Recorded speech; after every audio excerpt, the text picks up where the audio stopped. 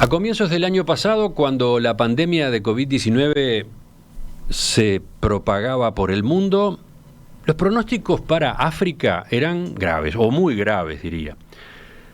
Muchos imaginaron escenarios catastróficos, teniendo en cuenta que allí los sistemas de salud presentaban carencias importantes y que existía una carga previa de enfermedades infecciosas y no infecciosas que se sumaba al hambre crónica, que se sumaba a las crisis políticas en buena parte de ese continente. Sin embargo, con el correr de los meses, África apareció poco afectada. 3,3 millones de casos de COVID, unos 82.000 fallecimientos según las cifras oficiales. Ahora, esa región está enfrentando una segunda ola que se perfila más mortífera que la primera.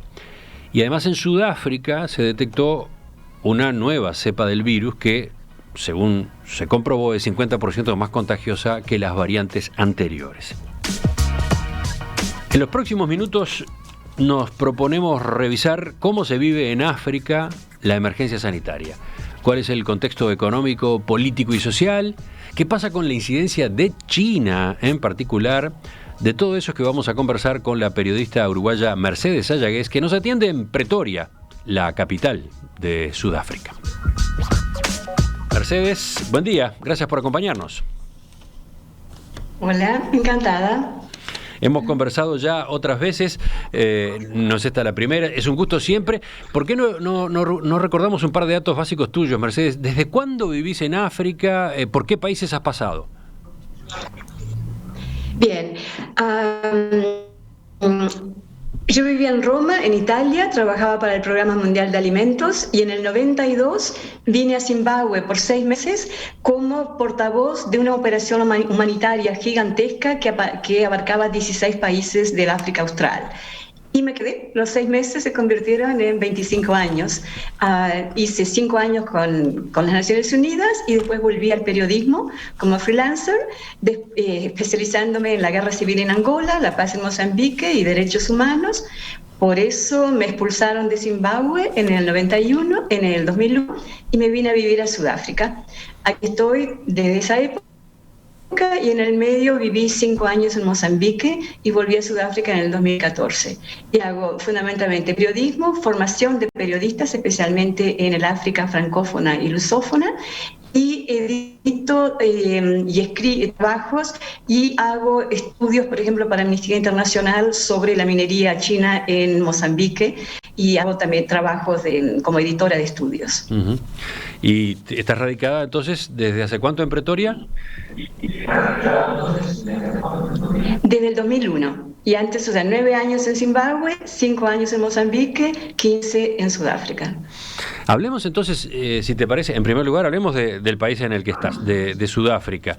El más golpeado por la pandemia dentro de un continente en el que los efectos no han sido tan fuertes como se esperaba, por lo menos en cuanto a mortalidad. Hay más de 1.400.000 casos, hay 41.000 muertes oficiales. Detengámonos primero entonces en esa situación. ¿Cómo la describís tú, la de Sudáfrica? ¿La situación de la pandemia? Sí. Mira, es grave, pero no está fuera de control. Sudáfrica tiene un buen sistema hospital de salud, el privado es excelente, está a nivel de cualquier país europeo, y el estatal tiene sus partes buenas y sus partes malas, sus eficiencias y sus ineficiencias. Pero todo el país está cubierto y Sudáfrica se preparó rápido y a final de marzo ya empezamos con un lockdown serio de 2 meses donde no se podía salir, las fronteras cerradas, y eso ayudó a parar la transmisión y dio tiempo para que los hospitales se preparasen. Ahora estamos en la segunda ola que empezó como en todos los países después de la Navidad. Cuando llegó la Navidad y el verano, eso fue fatal, porque la gente viaja, se mezcla, hace reuniones y después vuelve a su provincia de origen, a sus casas, y allí comenzó la transmisión, la de la segunda ola, complicada con la nueva variante del virus identificado en Sudáfrica, que empezó en Eastern Cape, en una provincia, y justamente por la Navidad, las vacaciones y el verano, ahora 90% de todos los casos son de esta variante. Pero esta variante es más transmisible, 50% más transmisible, pero no es más mortífera. Por tanto, las muertes registradas no han aumentado demasiado. Así que, ahora, a ver, hagamos una precisión casos, entonces. La variante nueva es más transmisible, 50% más transmisible, pero no más mortífera. Entonces, corregimos eso. Por ahora, eso es lo que se está viendo por ahora. Hay que recordar, estamos haciendo camino al andar. En Inglaterra, la nueva variante de ellos, también más transmisible, primero dijeron que no era más letal, ahora dicen que sí, que es más letal. Ahora, hay una gran variante que hace la diferencia entre África y Europa y Latinoamérica, y también se aplica a Sudáfrica, es la demografía. Estos son países de gente joven. Más de la mitad de las personas tienen menos de 20 años. Seguimos en diálogo con la periodista uruguaya Mercedes Sayagués desde Pretoria, la capital de Sudáfrica. El tema que queremos abordar con ella, que estamos empezando a abordar con ella, es la pandemia en ese país y la pandemia en África en general. Mercedes, a ver, la información que había circulado, la que habíamos manejado a partir de reportes de prensa, señalaba que en un continente donde el COVID-19 no había pegado de la forma dramática que se temió en un principio, Sudáfrica era el país de todos modos más afectado. ¿Es esa efectivamente la realidad? De lejos. Cuando ves el gráfico, la columna de Sudáfrica es 5 veces más grande que la de cualquier otro país que le sigue. Ahora, también Sudáfrica es el país que hace más test y más seguimiento. Así que, pero de lejos es, y por una serie de razones. También es uno de los países más conectados al mundo exterior. El aeropuerto de Johannesburg es el aeropuerto de entrada a todo el resto del continente, y tiene 58 millones de personas, y tiene también muchos bordes porosos con todos los países limítrofes y mucha migración formal e informal. Así que también, y tiene los mejores registros, así que también eso es un factor. Si tú ves en todo el continente, como tú dijiste antes, ha habido 3 millones y medio, 3 millones y medio, me fijé hoy en los registros de la OMS, y de eso Sudáfrica tiene 1,5 millones. Así que sí, es el más golpeado. Es el más golpeado. Y también lo que habíamos visto es que se había producido en estos meses en Sudáfrica un salto importante en la mortalidad en general. Es algo que se llama la mortalidad en exceso.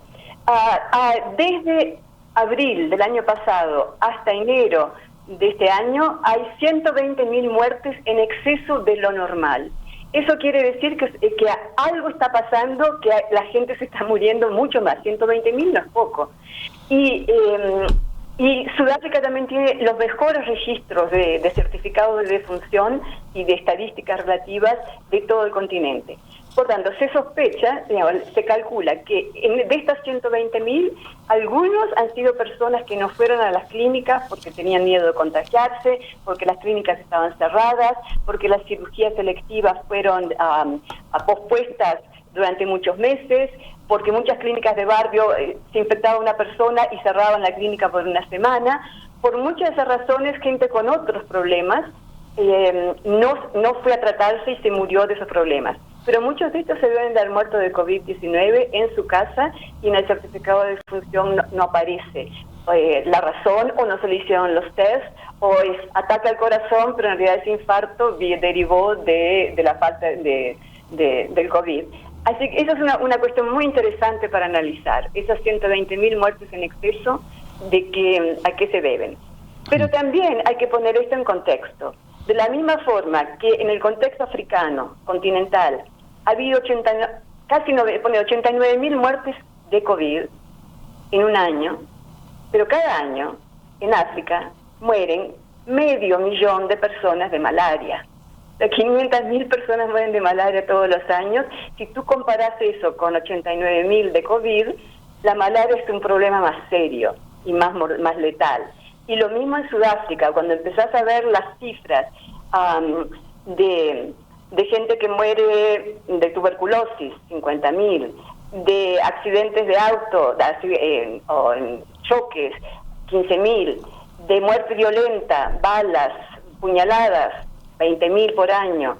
Al corazón, la última vez que hice los cálculos eran 208 personas por día mueren de hipertensión y problemas de corazón. Entonces también tenés que ver esa mortalidad dentro de la gran mortalidad que hay en África por otros factores. Uh-huh.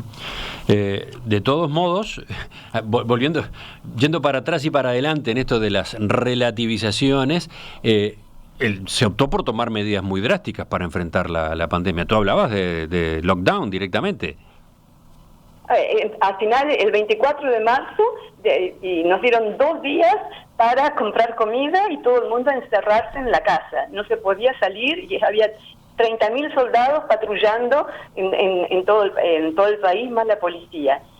En el segundo mes nos dejaron salir de 6 a 9 de la mañana para hacer ejercicio, solamente no se podía hacer ejercicio en grupo, lo cual también era absurdo porque a las 6 de la mañana todavía es de noche, a las 7 hacía frío porque estaba empezando el invierno y estaba todo mojado del rocío, así que en realidad de 6 a 7 no podía salir, porque es peligroso quién va a salir en la oscuridad a hacer ejercicio.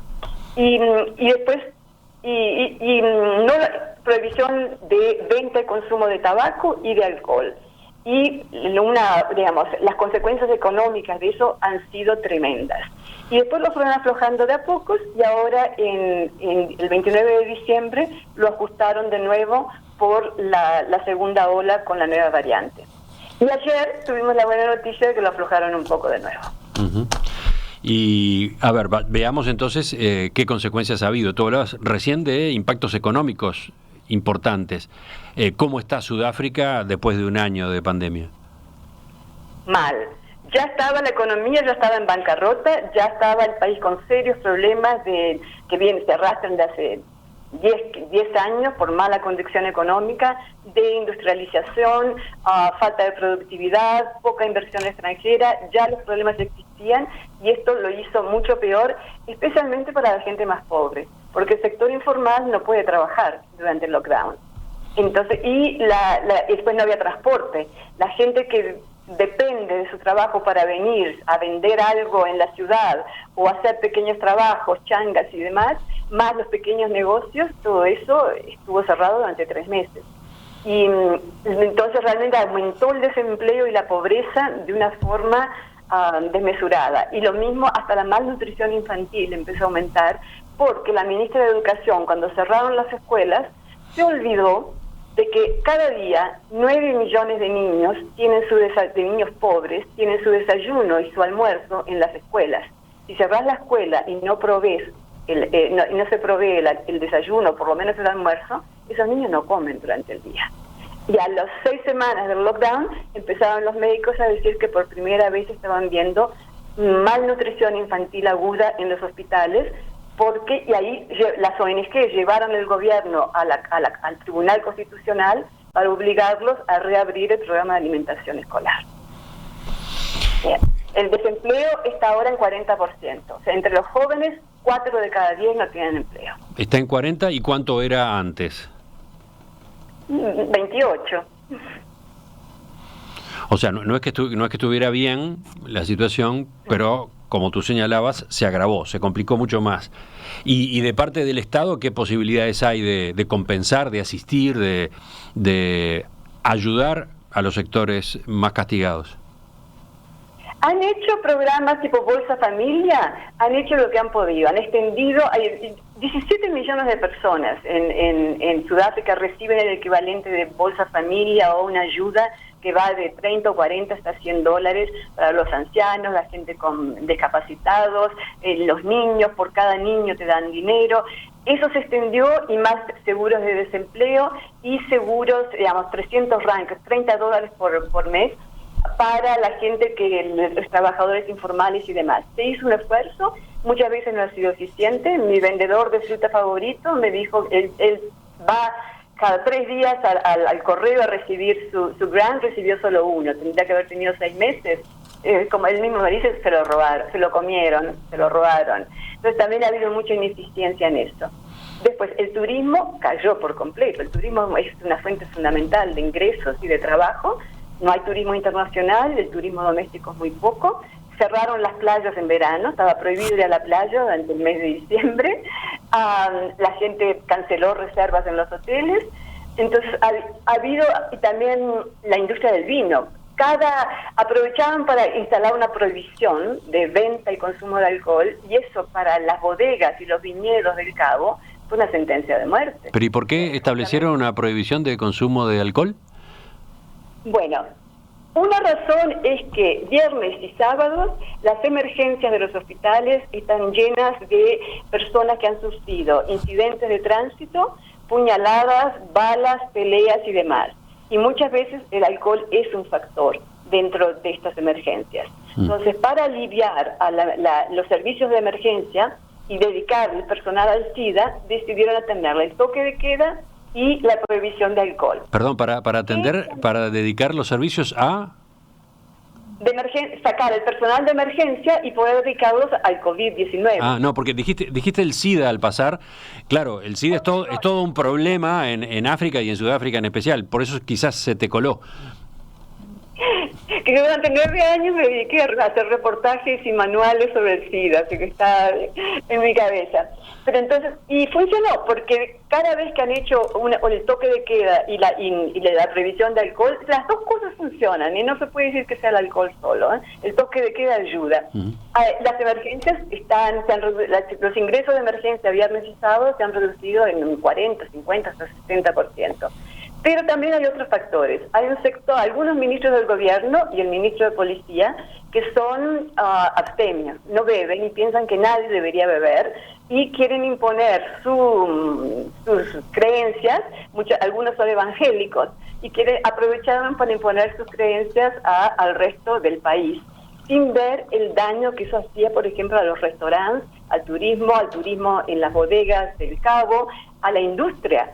En total, billones y billones de rand perdidos en impuestos, en ventas, y también la proliferación del contrabando, del alcohol ilegal y del alcohol hecho en casa, que puede ser letal, el vino de ananá y el vino de palma.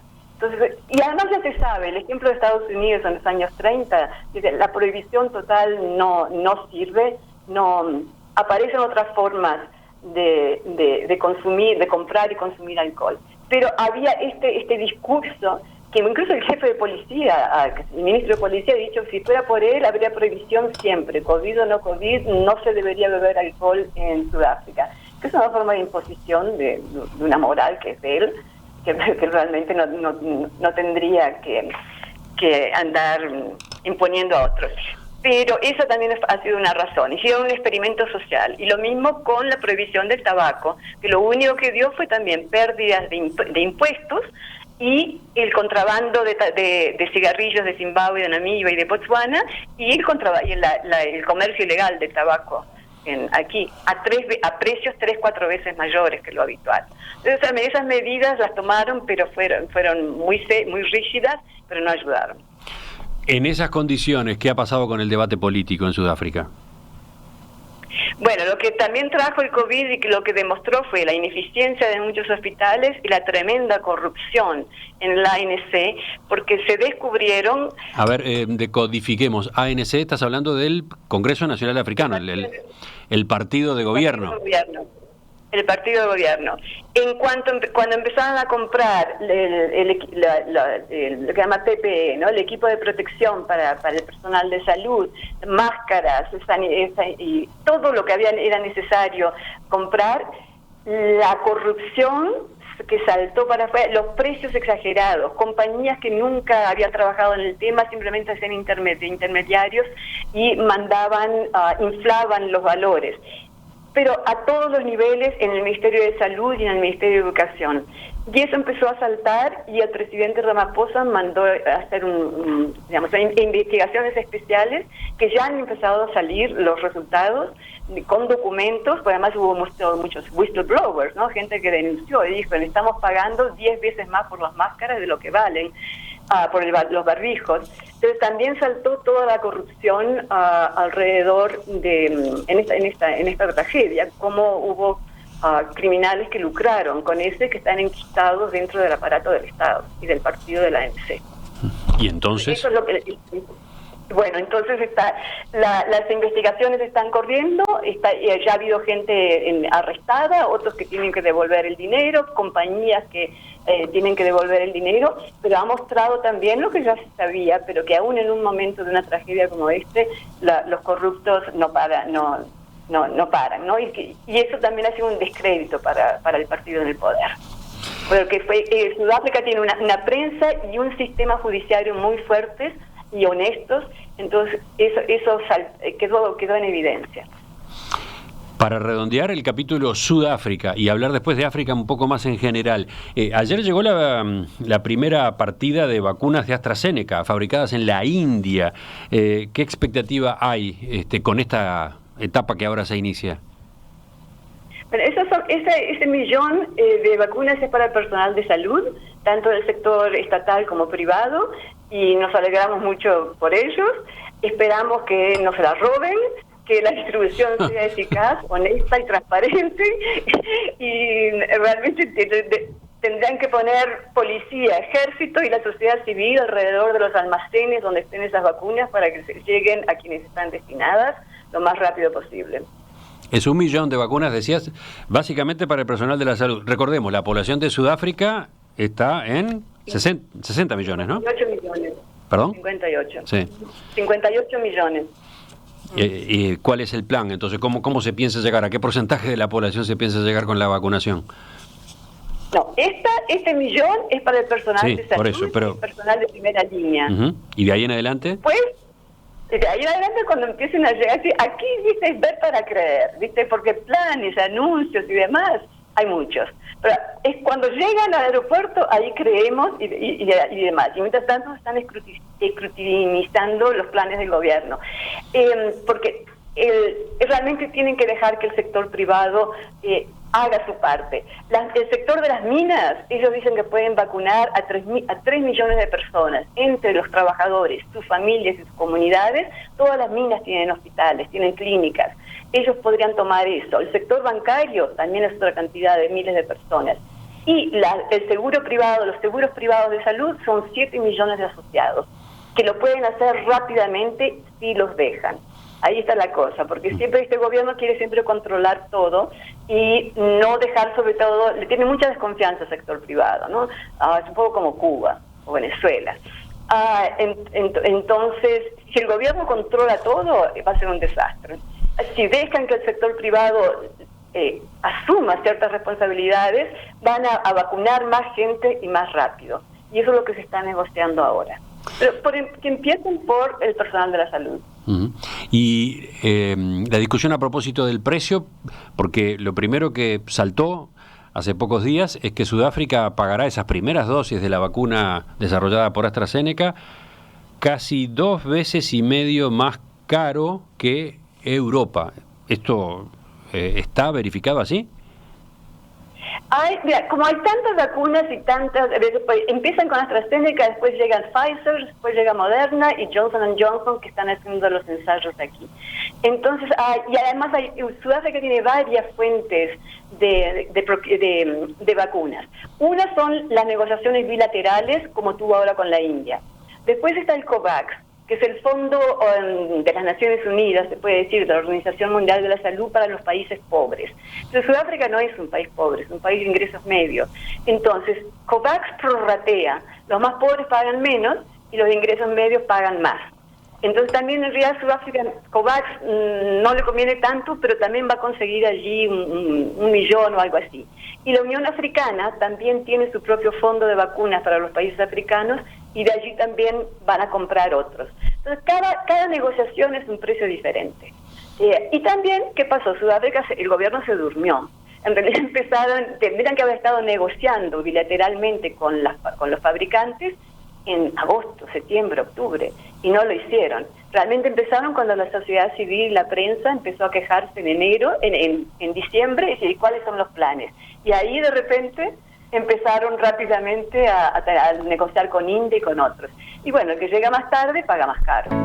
Ya continuamos. Volvemos con la periodista Mercedes Ayagués, ahora para poner el foco un poco más amplio, en África en conjunto, y sobre todo tener en cuenta el contexto internacional que se está dando en torno a esta pandemia en ese continente. ¿Cómo es sobrellevar la pandemia de COVID-19 en África, el continente más pobre del mundo?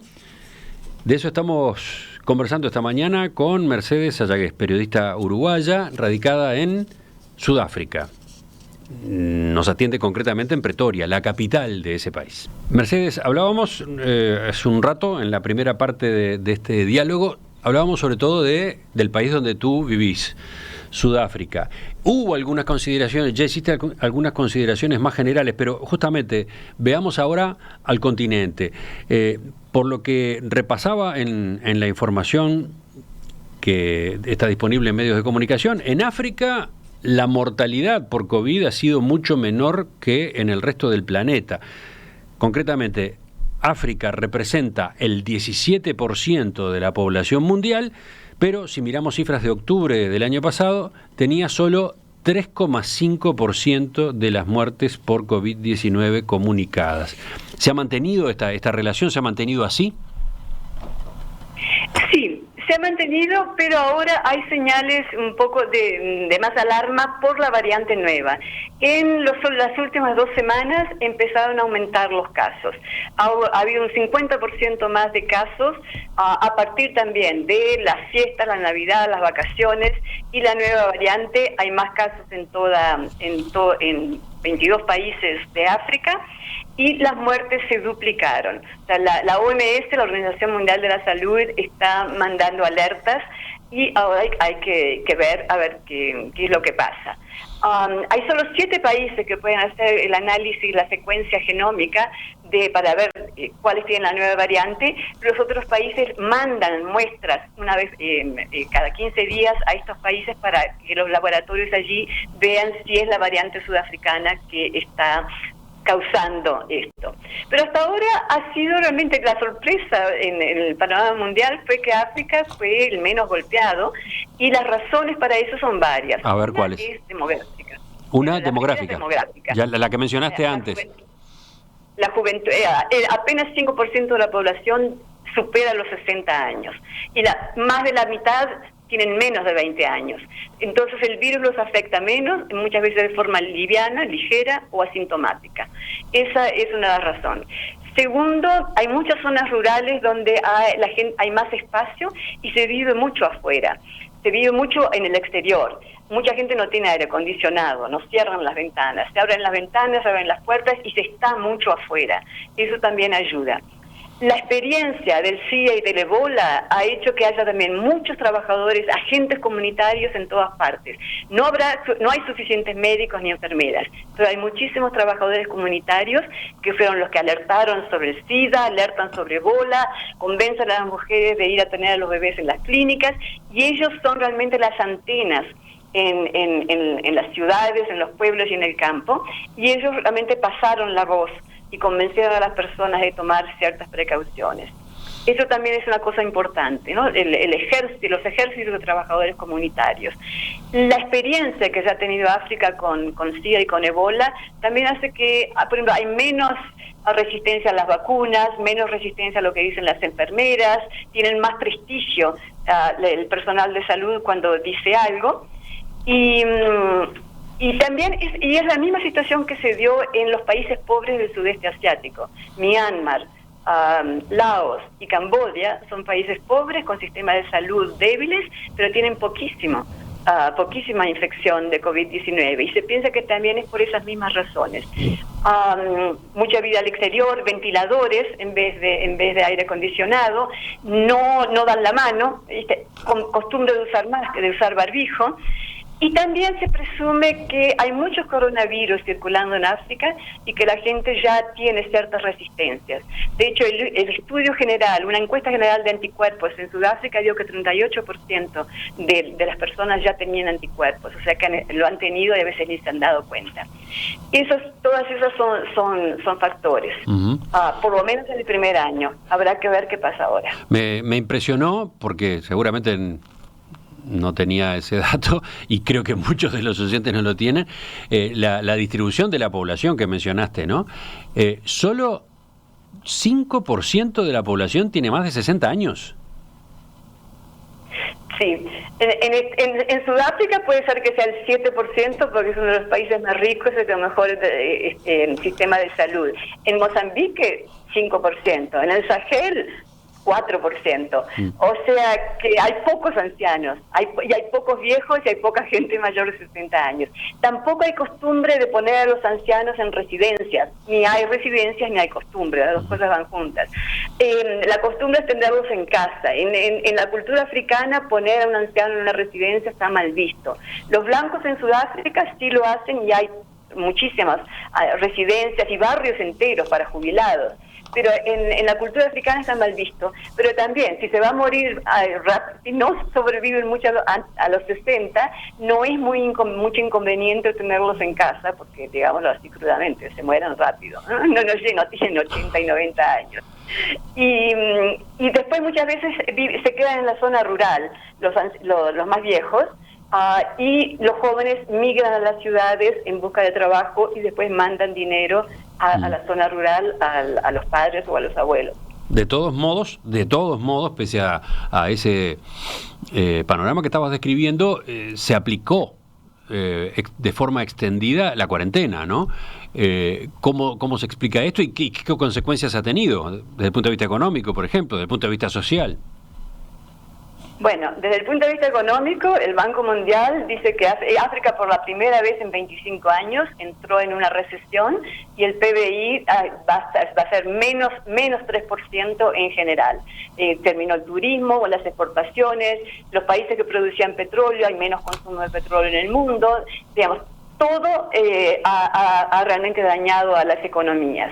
Y el desempleo aumentó. El Banco Mundial calcula que 40 millones de personas pasaron a la pobreza, que habían salido de la pobreza, volvieron a niveles de pobreza graves. Y otra cosa fundamental que la OMS ha destacado es que en los primeros de marzo a septiembre, cuando todo era COVID-19 y todo el sistema de salud se puso en movimiento para tratar el COVID, descuidaron otros problemas de salud. Como te decía, 500.000 de personas mueren de malaria por año. Entonces, hubo descensos de hasta el 50% en los partos en clínicas. Hubo más mujeres hacían el parto en casa, con los peligros que eso tiene, menos consulta prenatal, menos consulta postnatal, menos consultas de todo tipo. Las campañas de vacunación pararon, la pentavalente, más de 1 millón de niños se perdieron la vacunación de 5 vacunas y la del sarampión. O sea, todos esos problemas de salud fueron descuidados porque era solo COVID. Y a partir de octubre hubo una parada y no se pueden descuidar los otros problemas de salud que son aún más importantes en África. No se puede dejar de vacunar a los niños contra la tuberculosis y contra el sarampión. Y ahí empezó una revisión, se diría, de las políticas y empezar a tratar de volver a dar las consultas y mantener la salud primaria, que fue descuidada entre los primeros 4 meses. Y en cuanto al terreno político, he visto también observaciones a propósito del recrudecimiento del autoritarismo que se ha dado en varios países, por ejemplo Uganda, por ejemplo Ruanda, a partir de la emergencia sanitaria. ¿Cómo es esto? Bueno, los gobiernos que ya tenían tendencias autoritarias aprovecharon primero para, por ejemplo, controlar el Internet. Y sobre todo los países que tenían elecciones, de repente controlar Internet para que la oposición no pudiera hacer propaganda o para que la gente no tuviera acceso a la prensa. Eso y empezaron ya desde el lockdown.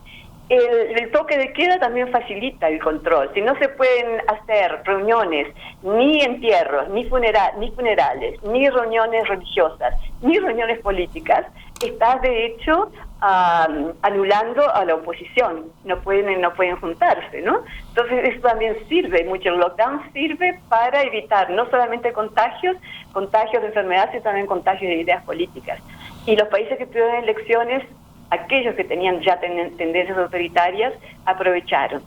También encontraron la forma de decir prohibido hacer circular fake news, falsas noticias.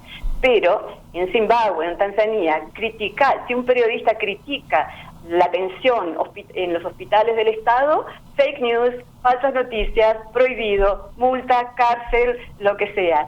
También utilizaron eso de las falsas noticias del coronavirus para evitar las críticas a las respuestas del gobierno a la pandemia.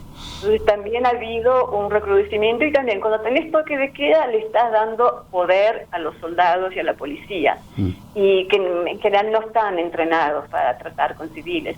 Aquí en Sudáfrica ha habido varios policías, mataron a gente que estaba en su casa, en su jardín, tomando una cerveza.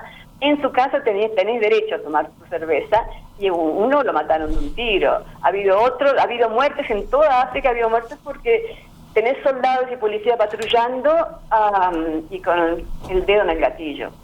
Y también han encarcelado a mucha gente. Aquí en Sudáfrica, la última vez que dijeron, 6.000 arrestos en 3 meses por gente que no estaba cometiendo un crimen, no estaba sin barbijo, estaba fuera de horario, qué sé yo. Entonces también eso de darle demasiado poder a los soldados y a la policía es problemático. Y para ir terminando, Mercedes, obviamente eligiendo puntos, es difícil, muy difícil en una entrevista como esta abarcar semejante tema como el que nos hemos propuesto esta mañana, pero me gustaría consultarte por la influencia de China en África. La influencia de China en el África subsahariana ha sido fortísima en la última década. Ha habido un vuelco de recursos grande, importante, tanto en materia de créditos como en cuanto a inversiones. La pandemia, ¿qué ha cambiado en esta materia?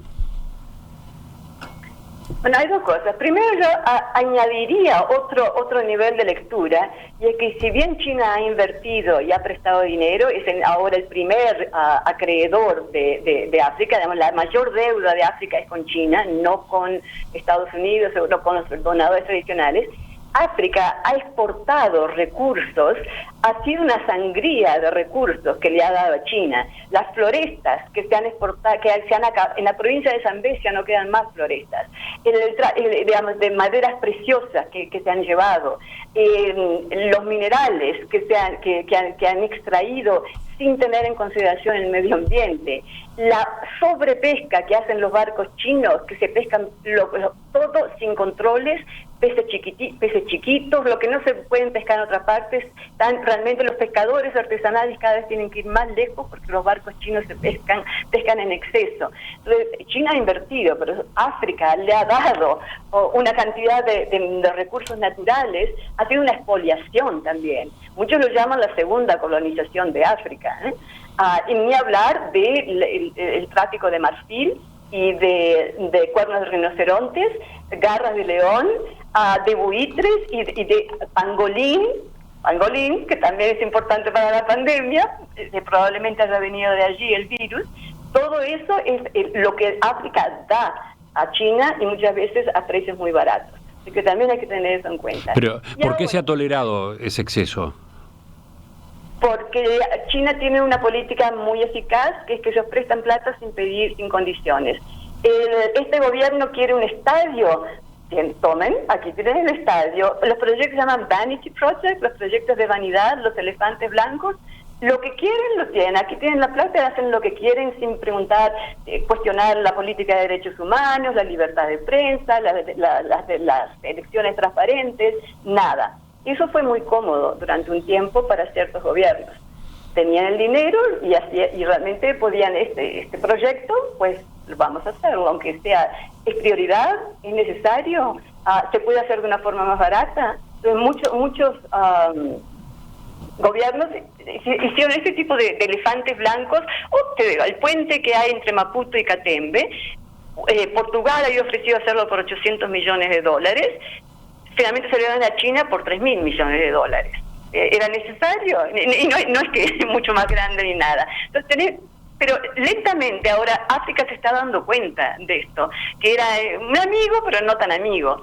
Y cuando golpeó la pandemia, los donadores tradicionales empezaron a perdonar deuda o postergar deuda. China no postergaba ni perdonaba, hasta que empezó a saltar eso en la prensa y cambiaron de actitud.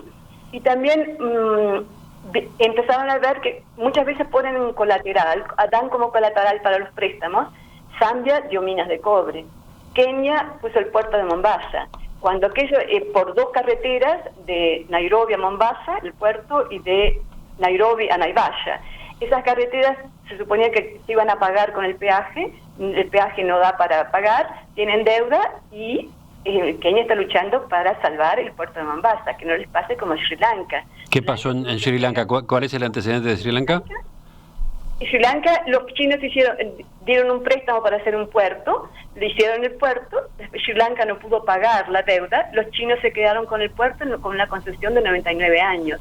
Ese puerto está enfrente a la India. A la India le preocupa tener un puerto con presencia militar china ahí, al lado. Entonces, eso fue un sosegate, eso fue un llamado de atención. Cuando Sri Lanka tuvo que entregar el puerto por 99 años porque no podía pagar la deuda y China no se la perdonó, ahí empezaron a ver que no nos pase esto a nosotros. Y eso se ha visto. Por otra parte, China lo que está empujando ahora es la vacuna. China. Bueno, por ahí venía la inquietud, por ahí venía el planteo del tema. La vacuna, las vacunas de origen chino contra el COVID son no solamente una herramienta para la curación, son también un instrumento geopolítico, ¿no? ¿Cómo está jugando China en África, con todos estos antecedentes que mencionabas, en este terreno? Y bueno, están ofreciendo la vacuna, igual que los rusos, están haciendo propaganda y promocionando y ofreciendo la vacuna o a precios muy reducidos o gratis para los más pobres. Y bueno, y será la vacuna de los pobres. No está mal tener una vacuna, tendrá menos eficacia, según los estudios de Brasil, pero una eficacia del 50 o 60% es mejor que cero vacuna. Así que veremos en qué queda. Por ahora Sudáfrica no está interesado en la vacuna china justamente por la falta de transparencia en el proceso científico y porque no han compartido los datos de los ensayos. Pero eso es un lujo que Sudáfrica se puede dar, otros países no se lo pueden dar y la tomarán. Pero es lo que se llama soft diplomacy, ¿no? Y Rusia también está tratando de... Diplomacia suave, o soft power también se le llama, ¿no? Poder suave. Sí, el poder suave. Ahora, sí, veremos. Habrá lo que se llama una canasta de vacunas entre Pfizer, Moderna, AstraZeneca, Johnson & Johnson, Sinovac y demás, y Sputnik, y bueno, se verá para qué grupos etarios es más o de vulnerabilidad es más adecuada una que otra. Uh-huh. Ahora, como digo, el péndulo para China en África empezó a cambiar, porque se empezaron a ver que no era una relación igualitaria en absoluto, y que los recursos que está extrayendo China y la falta de respeto al medio ambiente. Yo te dije, yo hice un estudio para Amnistía Internacional sobre una compañía minera china que está explotando arenas pesadas para titanio en un lugar prístino en la costa norte de Mozambique, en Angoche, provincia de Nampula. Y esa empresa ha infringido todas las leyes a cada paso, las leyes de propiedad, las leyes de consulta comunitaria, las leyes de rehabilitación del medio ambiente. Se torpeó allí, pero tú estabas contando a propósito del giro que aparentemente va a haber en cuanto a la aceptación de China como ese agente tan poderoso, de incidencia tan fuerte en África, en el proceso que ha ocurrido en la última década. ¿Tú notas que hay, digamos, un cambio de actitud tanto en la población como en las autoridades? Sí.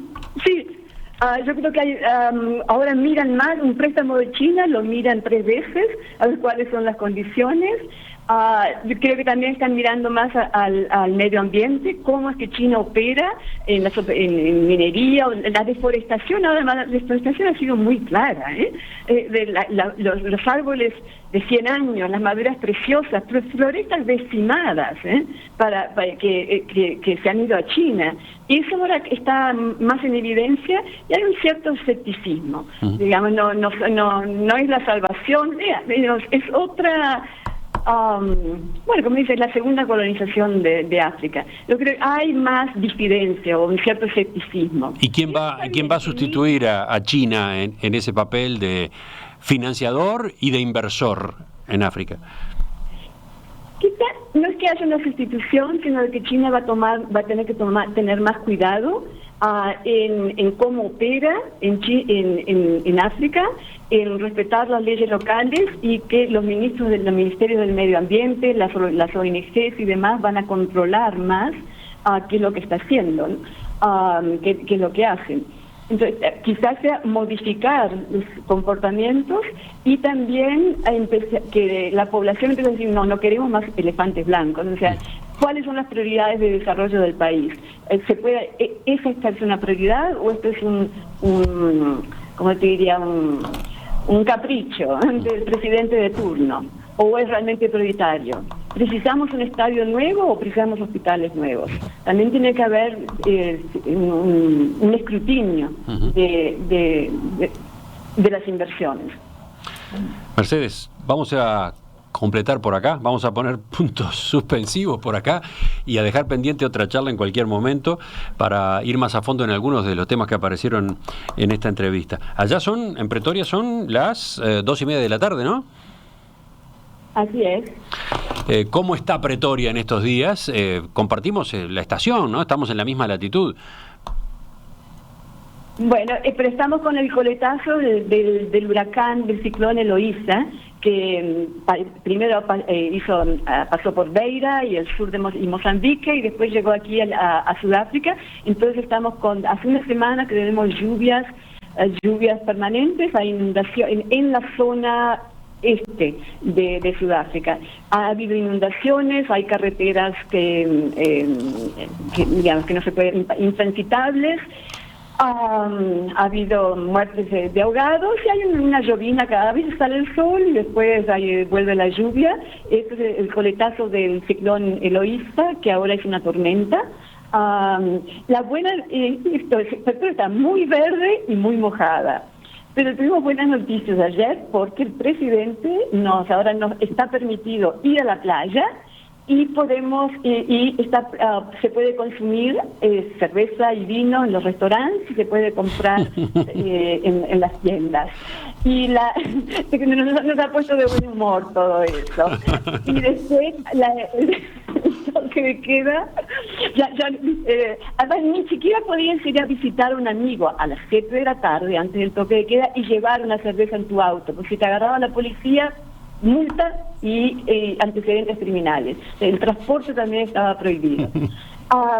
Entonces ahora podemos ir a la playa, podemos tomar cerveza. El toque de queda empieza a las 11 de la noche y para los que son religiosos, las mezquitas, los templos y las iglesias están abiertos de nuevo. Creo que hasta 50 personas pueden ir. Así que, bueno, tampoco mejor. Mercedes Sayagues. La segunda ola está parando, la segunda ola está bajando, así que todo eso son buenas noticias. Bueno, muy completo este espectro de realidades y de análisis que has planteado. Seguimos en comunicación, volvemos a charlar en cualquier momento, ¿de acuerdo? Encantada, sí, con mucho gusto. Hasta pronto. Hasta la próxima. Vamos en busca de la tertulia de este martes.